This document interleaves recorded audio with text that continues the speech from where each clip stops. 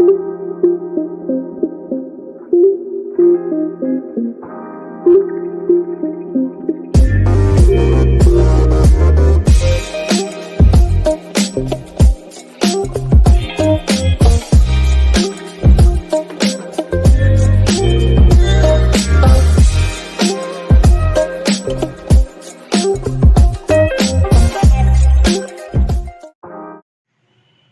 বন্ধুরা, রকি কিচেনের তরফ থেকে সকলকে স্বাগত জানাচ্ছি। আবার একটা রেসিপি আপনাদের মাঝখানে শেয়ার করতে চলেছি, সেটা হলো শাপলা দিয়ে ইলিশ মাছ রান্না। তাহলে চলুন দেখে নেওয়া যাক আজকের রেসিপি।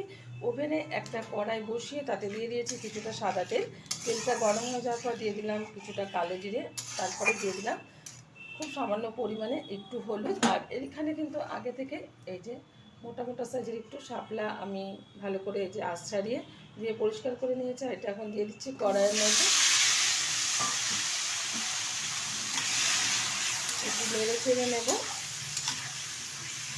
দিয়ে দিচ্ছি সামান্য পরিমাণে একটু লবণ।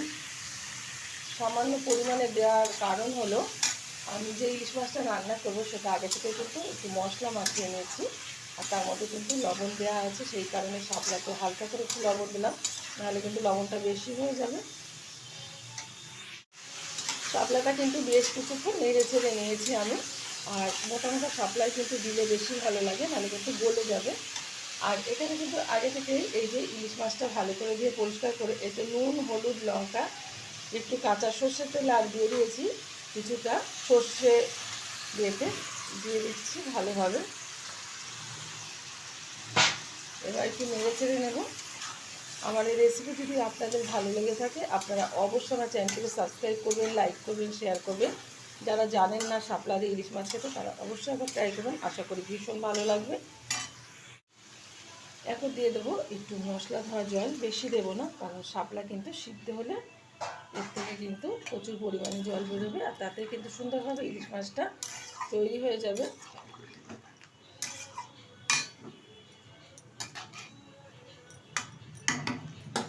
ঢেকে দিচ্ছি 5 মিনিটের জন্য। ঢাকনাটা তুলে দিচ্ছি। অনেকটা পরিমাণেই কিন্তু শাপলা থেকে জল বেরিয়েছে।